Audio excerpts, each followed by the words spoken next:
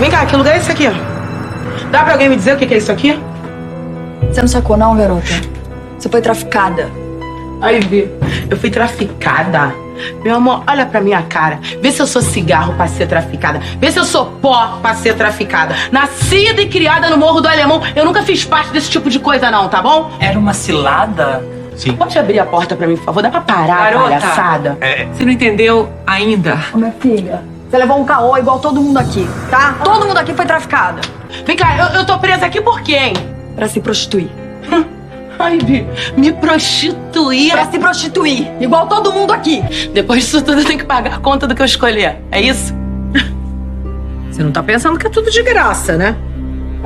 Você acha o quê? Que a gente pagou passagem, vestidinho, mega hair pra esse cabelo lindo? Por quê? O ano era 2013 e o tráfico sexual de mulheres se tornou pauta nacional com a novela Salve Jorge da TV Globo. Na trama, mulheres eram enganadas e levadas para outros países para serem exploradas sexualmente. Essa situação ainda acontece nos dias de hoje, lado a lado com o turismo sexual, uma prática que envolve a exploração sexual de pessoas durante viagens turísticas. Muitas vezes acontecem até mesmo de forma organizada, com a intenção de estabelecer contatos sexuais comerciais com os residentes daquele destino.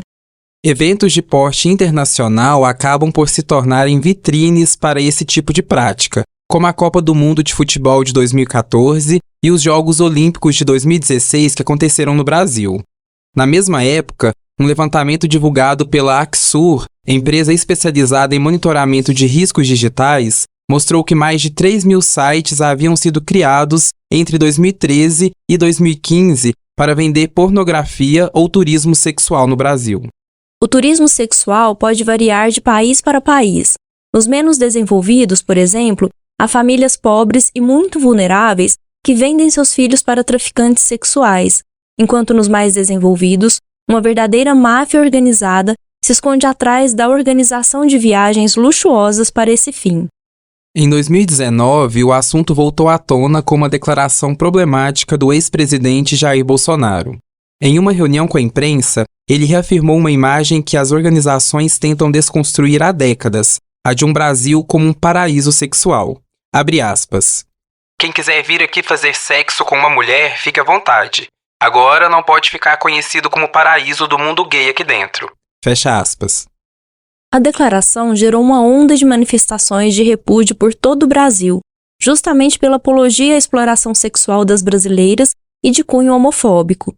Os dados em relação ao turismo sexual no Brasil ainda são bastante escassos, porque muitos casos são enquadrados como exploração ou abuso sexual sem especificar a situação, o que dificulta o monitoramento dos casos.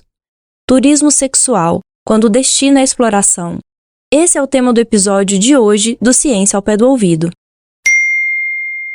Eu sou Túlio Daniel. E eu sou Dielen Borges. Nós somos jornalistas da Diretoria de Comunicação Social da UFO. Neste episódio, a Maria Eduarda Morim, estagiária de jornalismo, retorna ao podcast para entrevistar Neiva Flávia, professora da Faculdade de Direito da UFO, com estudos na área de segurança da mulher e diversidade sexual. Seja bem-vinda de volta, Duda, e conta pra gente como foi produzir esse episódio com um tema tão sensível. Oi, Túlio, oi, Dielen. Foi uma experiência muito interessante. A professora Flávia esclareceu um pouco sobre o assunto, já que normalmente a gente sempre ouve falar sobre tráfico sexual, e o turismo sexual fica para segundo plano. Então a conversa com ela foi muito proveitosa.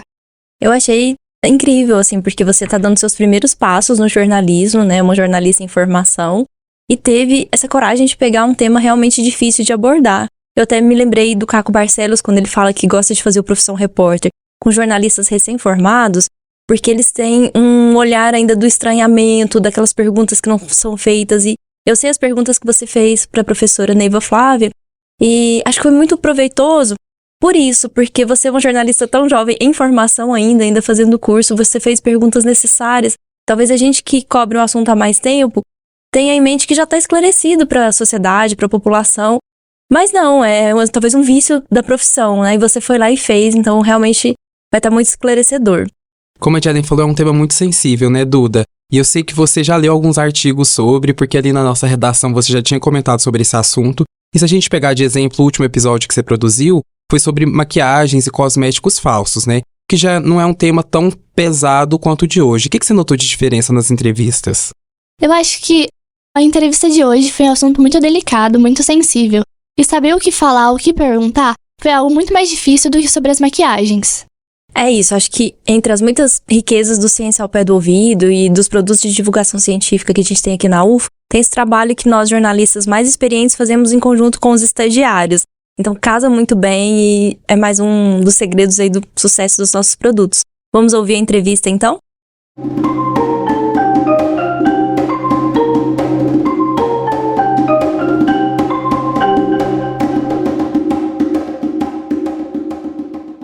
Seja muito bem-vinda ao Ciência ao Pé do Ouvido. Professora, é um prazer te receber. Será que você podia, por favor, se apresentar para os nossos ouvintes? Bom, gente, eu que agradeço muito o convite de Ciência ao Pé do Ouvido.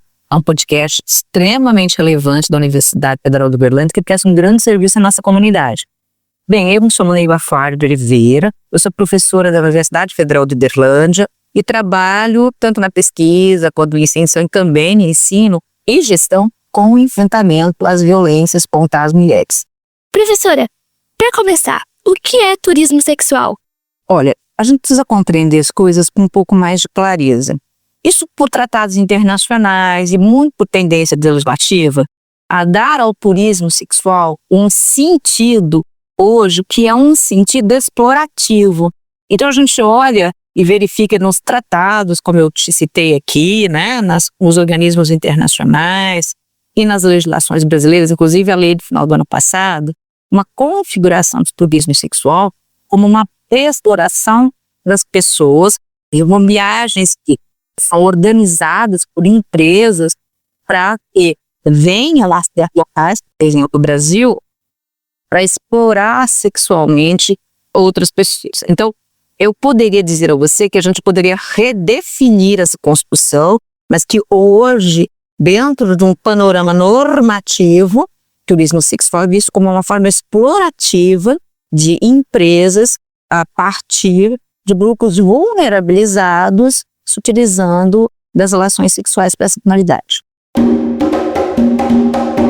A lei que a professora acabou de citar é a 15.073 de 2024, que modifica a Lei Geral do Turismo para prever punições mais rígidas para os prestadores que facilitarem o turismo sexual. Ela foi sancionada pelo presidente Lula no final de dezembro do ano passado. No texto são listadas diversas práticas consideradas infrações graves, como promover, intermediar ou facilitar o recrutamento de pessoa para fins de prostituição. Também são consideradas infrações condutas como submeter criança ou adolescente à prostituição ou à exploração sexual, deixar de colaborar com iniciativas governamentais de combate ao turismo sexual e promover de forma direta ou indireta atividades ou locais no Brasil como destinos de turismo sexual. As penalidades incluem multas, interdição de atividades e de instalações e cancelamento do registro no Cadastro de Prestadores de Serviços Turísticos, o Cadastur. Qual é a diferença entre turismo sexual e tráfico sexual? São termos, de certa forma, parecidos? Eles são termos que acabam se conectando, sabe? Infelizmente. Porque o turismo sexual é essa viagem organizada por empresas para que grupos de pessoas possam viajar a certos locais e explorar sexualmente outras pessoas. O tráfico sexual é quando você pega um grupo de pessoas, veja que eu estou para o olhar do escravizado, eu vejo que o turismo sexual é muito para o olhar de quem vai fazer o turismo, ou do turista, digamos assim, daquele que vai se, entre aspas, beneficiar sexualmente das pessoas vulnerabilizadas. E quando eu falo em tráfico, eu estou fazendo um olhar mais pelo campo da vítima, que é traficada. O tráfico sexual, ele vai envolver a escravização, na grande maioria dos casos. Por quê? Porque, em regra, essas pessoas vão sem ciência exata das condições de trabalho, o que acaba nem sendo exato um trabalho, mas acaba sendo realmente um aprisionamento, porque elas perdem os seus passaportes, porque é cobrado delas com valores extremamente exorbitantes, alimentação e moradia, né? E elas têm que, digamos, pagar esses serviços através da sua própria sexualidade, sem sequer poder decidir o que querem ou não. E existem regiões no Brasil que são mais afetadas pelo turismo sexual? Quanto mais você tiver uma região com grupo vulnerabilizado, lamentavelmente, como as regiões nordeste do Brasil, elas acabam sendo um campo mais fértil. Porque os dramas que o turismo sexual envolve é a utilização de crianças e adolescentes. Lastimavelmente, é o grupo mais atingido.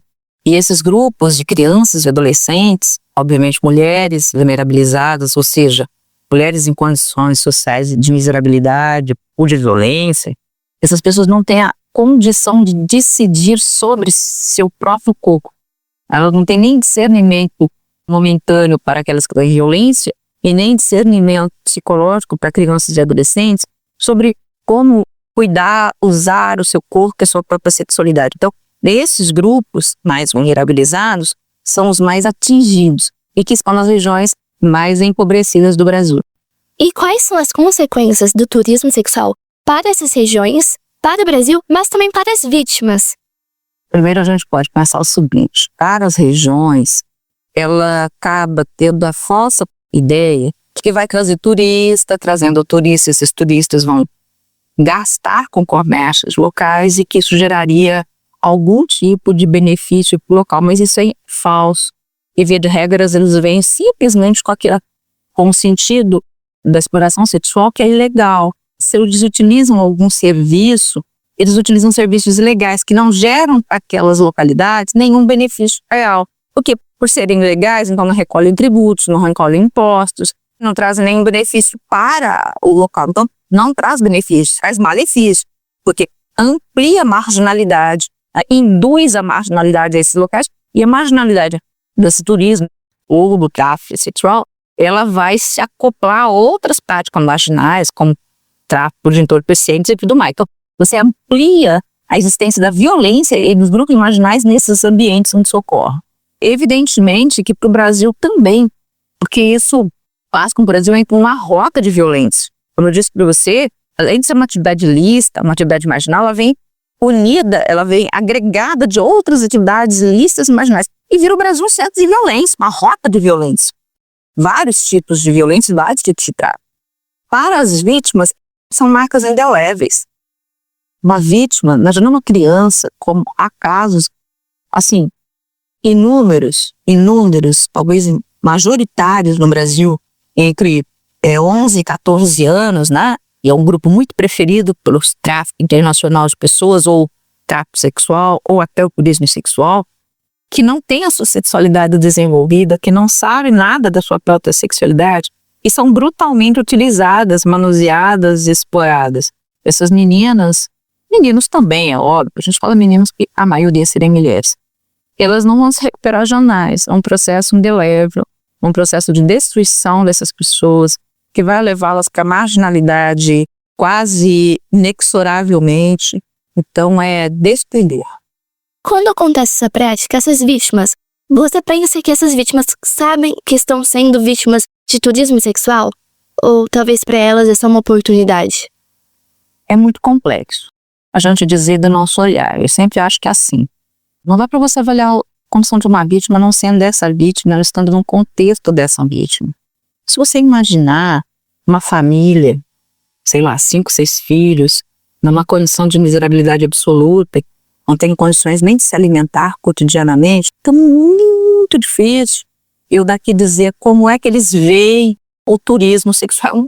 Eu não consigo ter esse lugar de fala, mas eu creio que num primeiro momento essas pessoas são muito, a maioria das vezes, até pela tenra idade, quando falamos em criança e adolescência, as grandes vítimas, mesmo as pessoas em vulnerabilidade, o desespero nos conduz a análises, ou talvez a impossibilidade de análise. É o que eu tenho, é o que eu posso, é o que é possível. Não há margem para mais nada. E quando não há mais nada, talvez seja um desesperançamento dessas pessoas. Não acho que elas tenham noção do que aconteça a elas, eu acho que elas não têm opção, acho que elas não têm decisão, acho que elas não têm condições de escolhas. Você comentou anteriormente sobre empresas que lucram com isso. Então existe um mercado de turismo sexual dentro do Brasil? Existe um mercado de turismo sexual.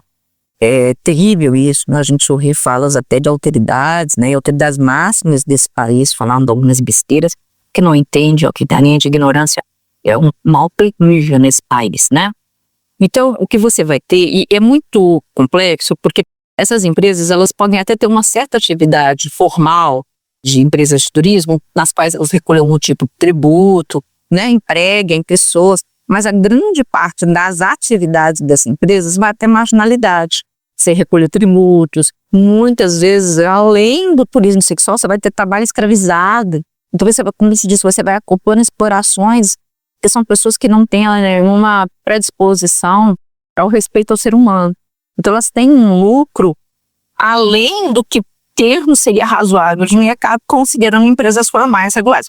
Você pode ter empresas regulares que tenham atividades de turismo regular, pode, mas a parte de turismo sexual é sempre regular, é sempre legal, porque lida com menores, né? Aliás, com crianças e adolescentes.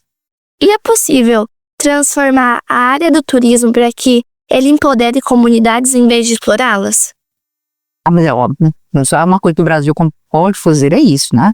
O Brasil tem uma diversidade, seja do ponto de vista da natureza, mas seja do ponto de vista das pessoas, da sua cultura, que é talvez único no mundo. Eu acho que nenhum outro país como nós tem uma diversidade cultural do ponto de vista dos grupos, quanto do ponto de vista da natureza. Nenhum outro país talvez se compare a nós. É óbvio que você pode ter, não há problema algum que as pessoas queiram conhecer as nossas naturezas, queiram conhecer dos nossos grupos quilombolas, os nossos grupos indígenas, com devido respeito, sem violar direitos desses grupos, num contato de troca, para entender quem são essas pessoas, para conhecer esses saberes milenares, esses saberes ancestrais, que são tão importantes para a gente, que trazem reputação espiritual e reputação física. Então, eu acho que a gente consegue um respeito com dignidade, permitindo que os nossos grupos tradicionais, os nossos grupos ancestrais possam, sim, desenvolver um turismo não predatório, não exploratório, né? Um turismo digno. Você tem áreas de agroflorestas no Brasil que podem e devem e vão conseguir trazer turistas para compreender como é que a gente cuida da natureza sem destruir, interagir com ela. Eu acho que isso é muito possível. Pode-se falar que existe um perfil de turista que faz esse tipo de viagem para o Brasil com o intuito dessa prática? Claro, você vai perceber que, lamentavelmente, a gente diz isso, mas lamentavelmente, a gente tem vivido épocas. Eu não vou culpar 100% as redes sociais. Acho que uma grande parcela de responsabilidade, sim. Você não pode culpar o sistema, né? Você tem que culpar quem cuida desse sistema ou que alimenta esse sistema, que somos nós mesmos. Eles têm sido autofágicos, sabe, digerido o respeito humano, sabe, a empatia humana. E isso tem criado perfis de pessoas que as pessoas são consumíveis. Não só os bens são consumíveis, mas as pessoas. Eu posso consumir comida, mas eu posso consumir uma pessoa. Isso é válido no sistema. Se eu posso, se eu tenho condições para isso. Isso é um pouco em declínio no modelo que nós vivemos hoje, né? Que se chegou ao ápice, você é tão consumerista que você entende que consome o outro, e é esse o resultado de quem se utiliza da exploração sexual, que ela está consumindo aquela pessoa como um objeto de uso dela. E quem está muito nas redes sociais, são pessoas obviamente mal formadas. Veja, quando a gente fala ignorante, mal formado, não quer dizer que não tenha curso, não quer dizer que não tenha dinheiro, quer dizer que não tenha uma formação em humanidades, não tem essa bagagem humana. Por isso que eu transformo o ser humano em objeto. Mas eu acho que essa pressão das redes sociais, essa proliferação das redes sociais, transformando tudo em confundível, em falatável, tudo em muito diluível, é, em grande parte, responsável para construir esse perfil de pessoas que consomem pessoas. Você citou as redes sociais. Você pensa que a mídia e a internet contribuem para a normalização ou até mesmo a promoção dessa prática? Isso é óbvio. Quando você trabalha para a exposição exagerada dos corpos das pessoas, pode parecer um lugar comum falar em objetificação, pode parecer um lugar comum, mas não é. É realmente trazer a pessoa em produto.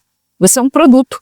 Então você não é uma pessoa inteira com o seu sentimento. Perceba que redes sociais e mídias não agregam a um corpo um sentimento, um valor, uma condição, um desejo, um sonho. Não, ela coloca, obviamente, aquele corpo. Então, ela vai fazer com que aquele se torne um produto como você vai, né? Eu estou vendendo produto cosmético, eu estou vendendo lanche, e estou vendendo pessoas, né?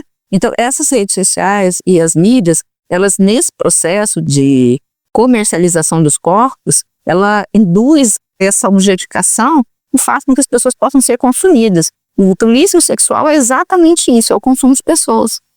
Ainda nesse pensamento, a ideia da mulher brasileira de seios fartos, bunda grande, bronzeada, que normalmente se vende, ela é um atrativo para pessoas virem para o Brasil fazer turismo sexual? Ela é um objeto de uso. Você pode dizer assim, olha, como a gente diz, por exemplo, talvez, olha, a China produz produtos tecnológicos excelentes de consumo, então o mercado chinês, se eu quiser comprar um ótimo celular, é aonde eu irei procurá-lo. O Brasil produz como produto de consumo mulheres aptas ao exercício da minha sexualidade, porque o corpo delas é preparado, é pronto, assim, sabe como se você tivesse, como você tem nas fábricas japonesas que produzem os celulares, chinesas, japonesas que produzem os celulares, a gente vai ver então o Brasil como tendo máquinas que produzem corpos de mulheres aptas para o sexo. Então é essa a ideia, quer dizer, cada um produz uma coisa, e essa seria o nosso produto, com toda a certeza. Atualmente, a gente tem uma popularização, principalmente no TikTok, de, por exemplo, homens coreanos que vêm para o Brasil em busca de uma mulher, em busca de uma esposa, e mulheres que aceitam esses homens por causa da mídia em si, dos, por exemplo, K-dramas. Essa prática pode ser colocada dentro do turismo sexual? Uma outra categoria que tem surgido muito a partir das próprias redes sociais, não está bem dentro do turismo sexual, mas ela está dentro de uma outra concepção tão ou mais, mas tão maléfica quanto, né, das mulheres, que muitos chamam de mulher troféu, que muitos chamam de mulher para casar, né, mas essa expressão mulher troféu acabou meio que sendo bastante divulgada. Então é diferente. Veja, é uma coisa eu querer uma mulher que eu vou usar, ou uma criança, ou um adolescente, que um produto dá sexo, a outra é um objeto de casa. É objetificação, é ver como produto, mas para usos diversos, vamos pensar assim. Enquanto uma é para um uso sexual, a outra é para um uso de casa. Então eu vim aqui esse objeto aqui, porque sabe assim como você compra uma mesa, porque você precisa dessa mesa para sentar, da cadeira para sentar, você precisa da mulher para cozinhar, para lavar, para passar e para se apresentar em ambientes sociais. Se eu for numa festa, essa aqui é que eu levo, né? Ou ela, digamos assim, é um objeto de adorno da casa e de adorno pessoal. Não é uma pessoa, mas ela está um pouquinho diverso do campo do turismo sexual. Ela está mais nesse campo das chamadas esposas troféus, que a gente vê, que aí é a mulher também ainda, é óbvio, objetivada, mas como uso de interno da casa e de adorno nas festas para os dons. E atualmente tem a ideia que a prática do turismo sexual é feita por pessoas de outros países que vêm para o Brasil. Mas é possível que os próprios brasileiros saiam dos seus estados para outros em busca desse tal turismo sexual?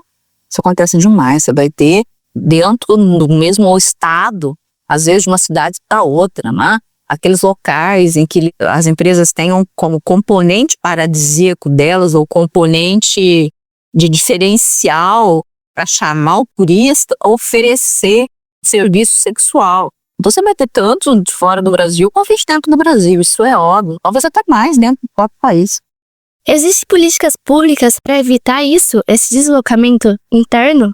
O governo federal lançou uma legislação no passado, tentando criar uma política de enfrentamento ao turismo sexual, tendo como um foco, e eu acho que ele está correto, preferencialmente a proteção a crianças e adolescentes, eu também acho isso. Primeiro, porque é um grande foco.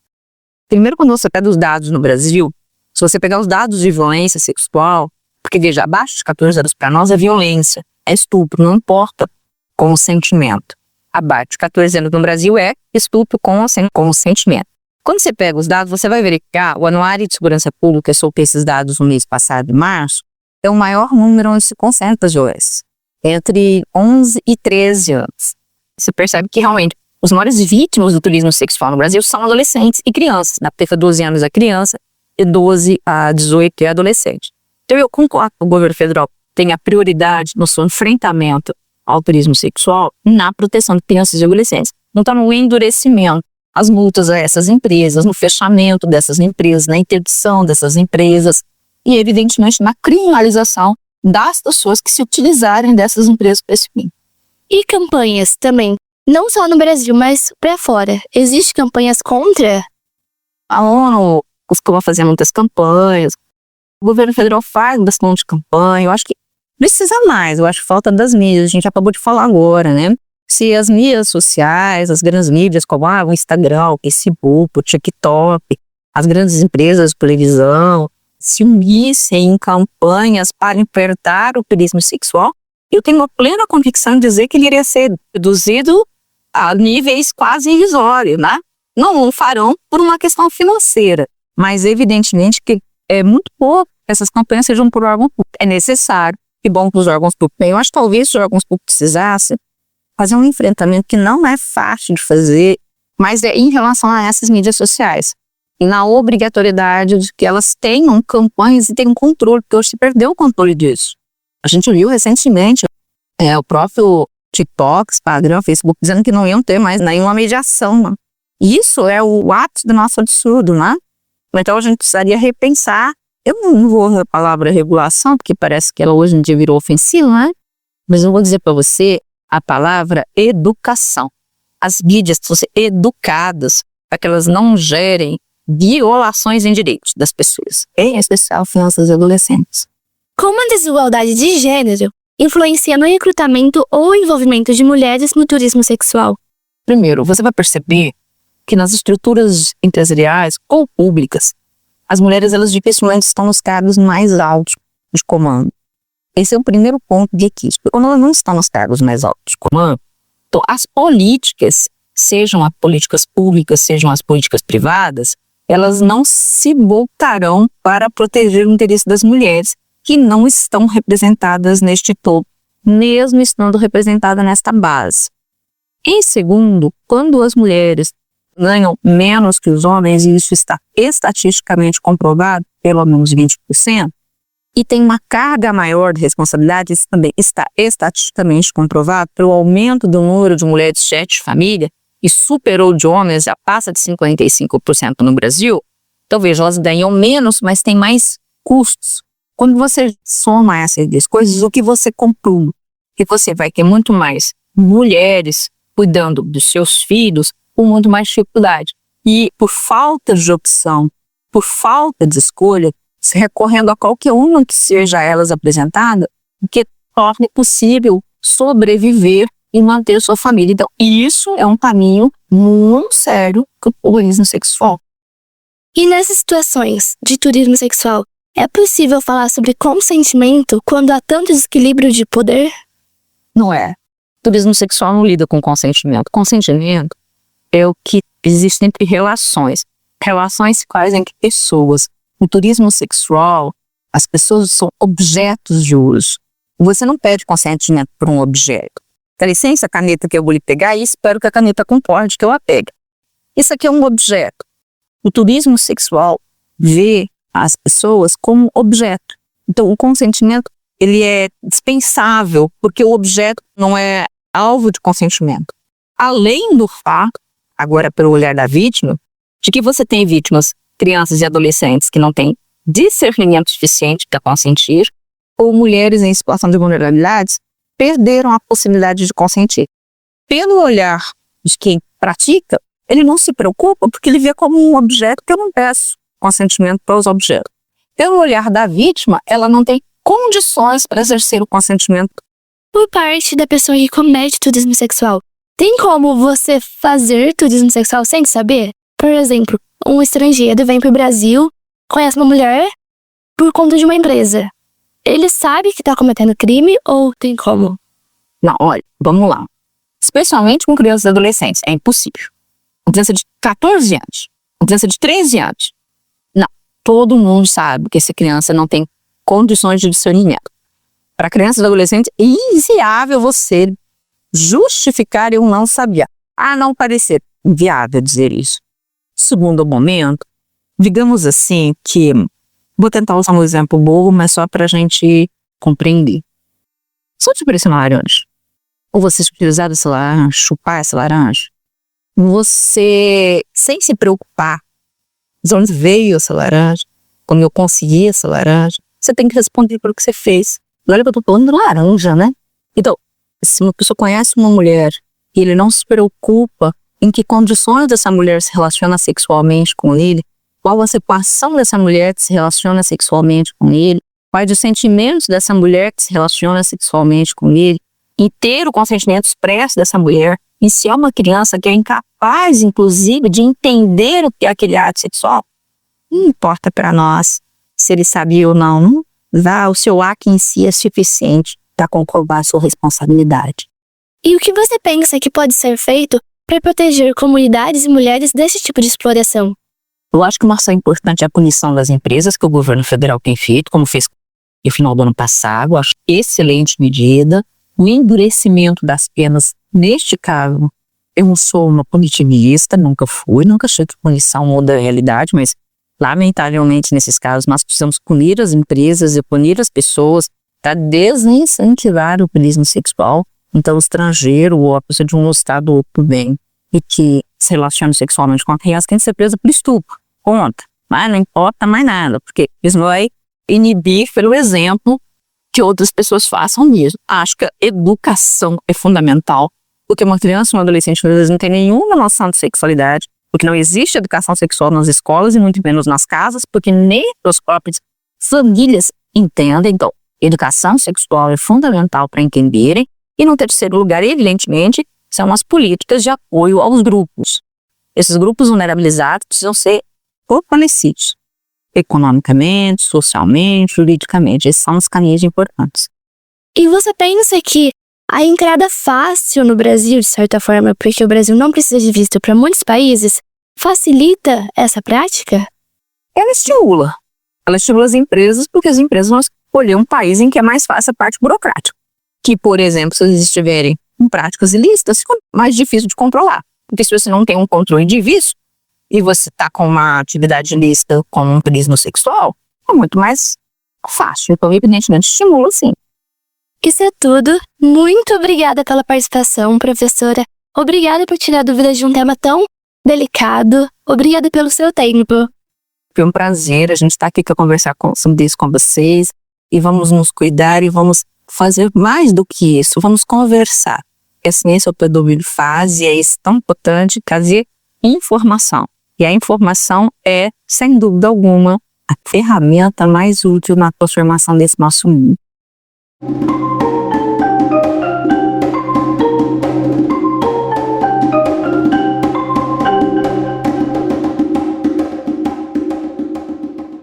Muito obrigado, Duda e Neiva Flávia, pela entrevista. E qualquer suspeita sobre turismo, abuso ou tráfico sexual, não deixe de denunciar. Disque 180 para atendimento à mulher e 100 para denúncias de violação de direitos humanos, incluindo a de violência sexual.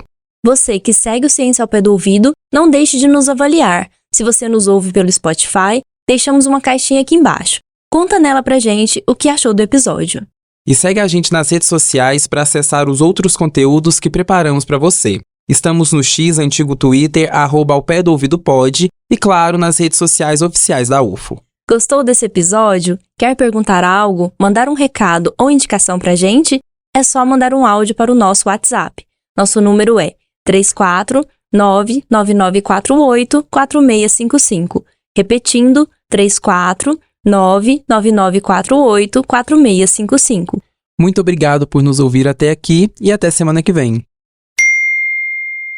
O Ciência ao Pé do Ouvido é o podcast da Divisão de Divulgação Científica da DIRCO, a Diretoria de Comunicação Social da Universidade Federal de Uberlândia. Produção, entrevista e divulgação nas mídias sociais desse episódio foram feitas por Maria Eduarda Amorim, estagiária de jornalismo. A apresentação e supervisão do roteiro ficaram comigo, de Ellen Borges, e com meu colega Túlio Daniel. Somos jornalistas da DIRCO. A comunicação imagética foi feita pela Maria Medeiros, estagiária de design. A principal transição sonora é a composição do percussionista Eduardo Fraga Túlio que é pesquisador e professor de música aqui na UFO. Esse episódio usou áudios da novela Salve Jorge, da TV Globo. A captação de áudio foi feita por Euler Reis. Edição, montagem e finalização são do Márcio Gama. A direção de comunicação social da UFO é da jornalista e pesquisadora Ana Spanenberg. O Ciência ao Pé do Ouvido tem apoio da Fundação de Amparo à Pesquisa do Estado de Minas Gerais, a FAPEMIG. Voltamos na próxima terça-feira. Até mais!